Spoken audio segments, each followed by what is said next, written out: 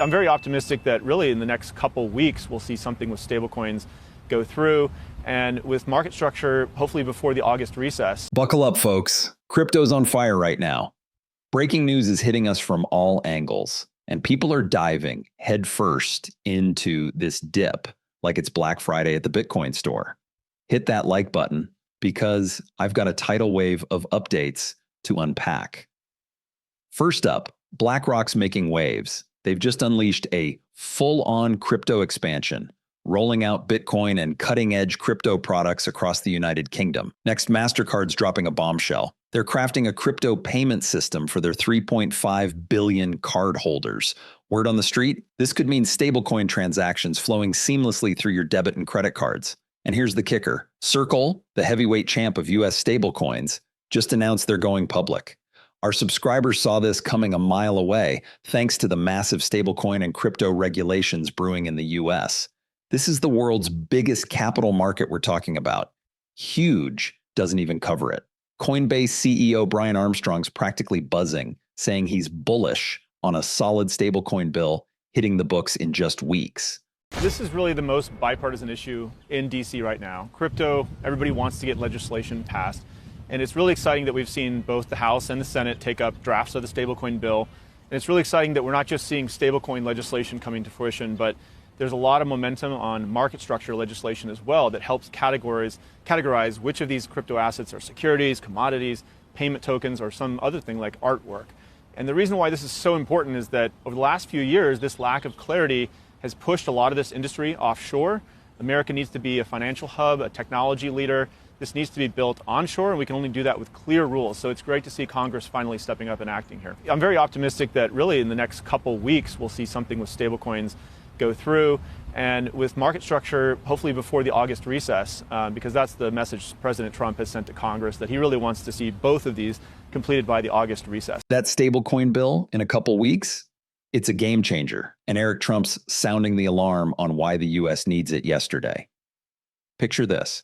A stablecoin bill that turbocharges America's crypto edge, supercharges the industry, and sends shockwaves through traditional finance worldwide.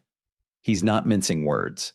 This is about dominance, innovation, and rewriting the rules. You feel that momentum building? You know, we have to be the leaders in this country. There's no question, because every other country in the world is doing it and doing it quickly. And I really actually think that U.S. stablecoin, saves the dollar in a very big way. There was a study done that, in Europe, only about 0.5% of Europeans would buy a European stablecoin. Pretty fascinating stuff. Everybody wants U.S. stablecoin, and I think that's tremendously good for the U.S. economy. But listen, crypto's here to stay, right? It's solving so many financial problems. It's bringing parity to the markets. You better believe that, when we look out 10 years in this country, the nature of finance, the nature of banking is going to be very, very different than it is today, and banking in this country is going to finally get in the modern age. Let's rewind to Brian Armstrong for a sec. Stablecoin bill in weeks, then bam, market structure bill by August. That's just months away, people. If you're scratching your head about why a crypto market structure bill matters, let Armstrong school you. This isn't just policy, it's the foundation for a seismic shift in how crypto operates. Think bigger markets, clearer rules, and a rocket boost for adoption. Stay tuned, because he's breaking it down like a pro. I do want to go back to the whole market structure bill. Of course, that's a lot about whether crypto is a security, whether it's a commodity, who is regulating it. And I'm wondering, as lawmakers get prepared to offer their new market structure bills, what are you hoping to see this time that wasn't in the bill we saw last year? Yeah, I think the main pieces of the bill that are coming together at this time are, number one, it's spot market authority for the CFTC. That's very important. The other one would be what I call token classification, which is just creating some clear rules about which are commodities, securities, payment stablecoins, or something else like artwork. Those were the two big issues that had a lack of clarity in the past and didn't allow entrepreneurs to build these companies here in the United States. So those would be the key pieces of market structure. I think also introducing a couple of provisions around anti-money laundering, making sure that illicit finance, we curtail that. It's a very small percentage of what happens in crypto, but it gets outsized headlines. And we want to make sure that the centralized players, like exchanges like Coinbase, we're regulated, we're following AML rules, and others should do that as well. while preserving people's privacy in self-hosted wallets and DeFi. After those two bills drop, we're eyeing the grand finale, Cynthia Lummis's Bitcoin bill. This could hit by year end, and it's the one we're all holding our breath for. Another U.S. congressman just stepped up, hyping it as a must-pass and pushing for the U.S. to snag 1 million Bitcoin. Imagine that, a Bitcoin Act locking in a strategic reserve. This isn't just a bill, it's a bold stake in the future. Can you feel the stakes rising? The Bitcoin Act establishes the Strategic Bitcoin Reserve, a federal initiative to ensure that the United States holds a meaningful position in the most important decentralized financial network on Earth.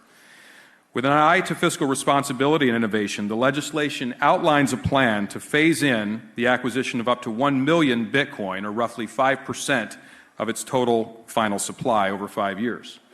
Importantly, this will be done without raising taxes or increasing government debt.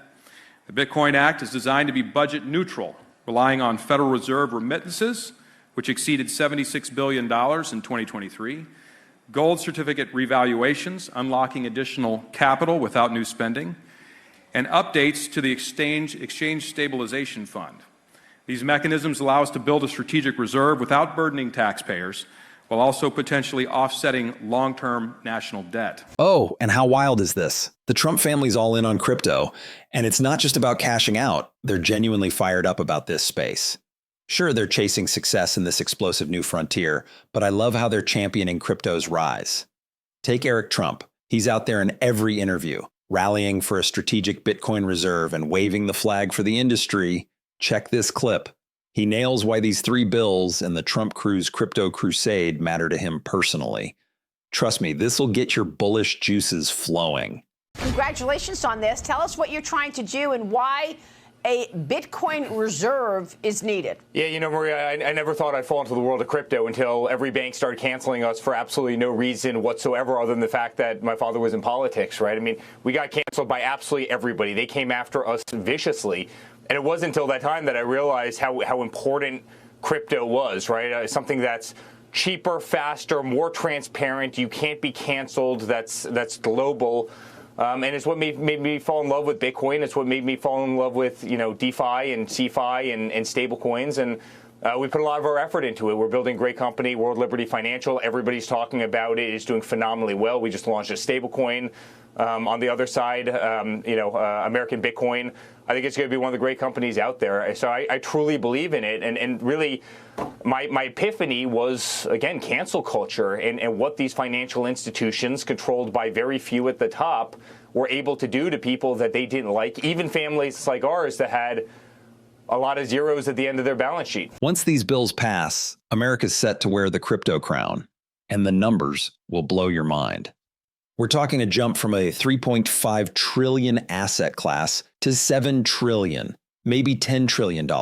That's not a prediction. It's a revolution. The tokenization wave is coming, and Chainlink's founder Sergey Nazarov is dropping truth bombs about how crypto's about to explode. Most folks are still in the dark, but not you. You're ahead of the curve.